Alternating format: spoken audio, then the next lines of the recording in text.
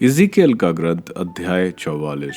पूर्वी फाटक की विशेषता। इसके बाद वह मुझे पवित्र स्थान के बाहरी फाटक पर वापस ले आया, जिसका मुख पूर्वी की ओर है, किंतु वह बंद था। वह मुझसे बोला, यह फाटक बंद रखा जाएगा, इसे खोला नहीं जाएगा और इससे होकर कोई प्रवेश नहीं करेगा, क्योंकि इससे होकर इज़राइल के प्रभु ईश्वर ने प्रवेश किया है, इसलिए यह बंद रखा जाएगा। प्रभु के सामने प्रसाद खाने के लिए इसमें केवल शासक बैठ सकता है। वह फाटक के द्वार मंडप से होकर प्रवेश करेगा और उसी मार्ग से बाहर निकलेगा। मंदिर में प्रवेश। इसके बाद वह मुझे उत्तरी फाटक के मार्ग के मंदिर के सामने ले आया। जब मैंने दृष्टि दौड़ाई तो यह देखा कि प्रभु का मंदिर प्रभु की महिमा से भर गया है और मैं मुंह के बल गिर पड़ा। प्रभु ने मुझसे कहा, मानव पुत्र, अच्छी तरह ध्यान दो, अपनी आंखें खोल कर देखो और अपने कान लगाकर वह सब सुनो जो मैं तुमको प्रभु के मंदिर संबंधी आदेशों और उसकी सारी विधियों के विषय में बताने जा रहा हूँ। इसका पूरा ध्यान रखो कि किन को मंदिर में प्रवेश करने दिया जा सकता है और किन को पवित्र स्थान में प्रवेश करने नहीं देना है। विद्रोही घराने से इज़राइल के घराने से बोलो, प्रभु ईश्वर यह कहता है, इज़राइल के घराने, अपने सभी विभत्स कर्मों का त्याग कर दो। तुम विदेशियों को जो मन और शरीर से बेखतना है, मेरे स्थान में प्रवेश देकर उसे दूषित करते हो। जब तुम्हें मुझे नैवेद्य, चर्बी और रक्त चढ़ाते हो, तुमने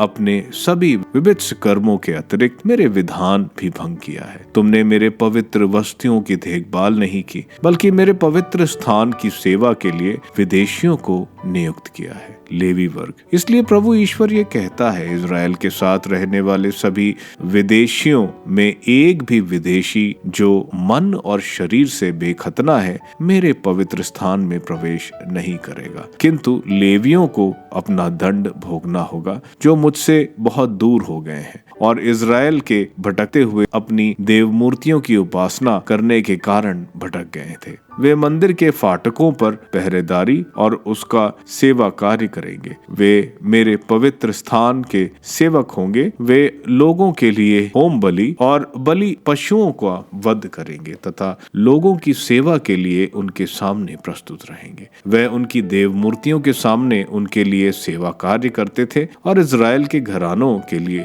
पाप की ठोकर बन गए थे। इसलिए मैंने उनके विषय में यह शपथ खाई है, प्रभु ईश्वर ये कहता है कि उनको अपना दंड भोगना होगा। वे ना तो याजकीय सेवा करने मेरे पास आएंगे और ना मेरी पवित्र वस्तुओं में और परम पवित्र वस्तुओं के पास, बल्कि उन्हें अपने द्वारा किए गए विभिन्न कार्यों के कारण अपमान सहना पड़ेगा। तब भी मैं मंदिर की रखवाली करने, उसके सभी सेवा कार्य और वहाँ जो कुछ किया जाता है उसे संपन्न करने के लिए उनको नियुक्त करूंगा। याजक वर्ग। किंतु सदोक वंश के वे लेवी याजक जो इज़राइलियों के मुझसे भटक जाने पर मेरे पवित्र स्थान की सेवा करते थे, मेरे सेवा कार्य के लिए मेरे पास आ सकेंगे। वे मुझे चर्बी और रक्त चढ़ाने के लिए मेरे सामने उपस्थित होंगे। यह प्रभु ईश्वर की वाणी है। वे मेरे पवित्र स्थान में प्रवेश करेंगे, मेरा सेवा कार्य करने मेरी मेज के समीप आएंगे और मेरी सेवा करेंगे। जब वे भीतरी प्रांगण के फाटकों में प्रवेश करेंगे तो वे छालटी के वस्त्र धारण किया करेंगे। जब वे भीतरी प्रांगण के फाटकों पर और मंदिर के भीतर सेवा करेंगे तो वे उन्हें ऊनी वस्त्र नहीं पहनेंगे। वे अपने सिर पर छालटी की पगड़ी और कमर में छालटी के जांघिए पहने रहेंगे। वे ऐसे वस्त्र नहीं पहनेंगे जिनसे पसीना आता हो। जब वे भीतरी प्रांगण में लोगों के पास जाएंगे तो सेवा कार्य के समय पहने गए वस्त्र उतार देंगे और उन्हें पवित्र कक्षों में रख देंगे। वे दूसरे वस्त्र पहनेंगे जिससे उनके वस्त्रों की पवित्रता लोगों के स्पर्श ना करें। वे ना तो सिर मुड़ाएंगे और ना लंबे बाल ही रखेंगे। वे अपने सिर के बाल कटाते रहेंगे। कोई भी याजक भीतरी प्रांगण में अंगूरी पीकर प्रवेश नहीं करेगा। वे किसी विधवा या परित्यक्ता से विवाह नहीं करेगा, बल्कि इज़राइल के घराने की वंश कुमारी कन्या अथवा ऐसी विधवा से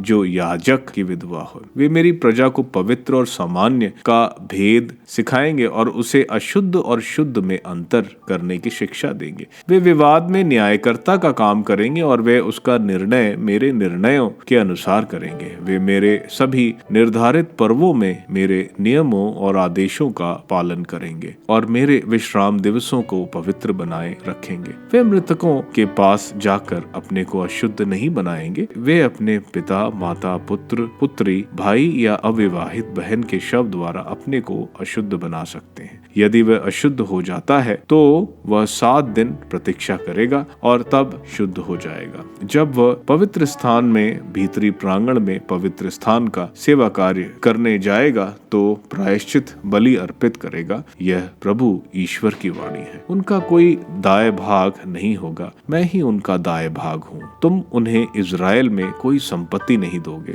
मैं ही उनकी संपत्ति हूँ। वे अन्न बलि, प्रायश्चित बलि और क्षतिपूर्ण बलि खा सकेंगे। इज़राइल के प्रत्येक पूर्ण समर्पित वस्तु मेरी होगी। सबसे पहले सभी प्रकार के प्रथम फलों और तुम्हारी सब प्रकार की भेंटों पर याजकों का अधिकार होगा। तुम लोग भी अपने आटे में से याजकों को दोगे, जिससे तुम्हारे घरों को आशीर्वाद प्राप्त हो।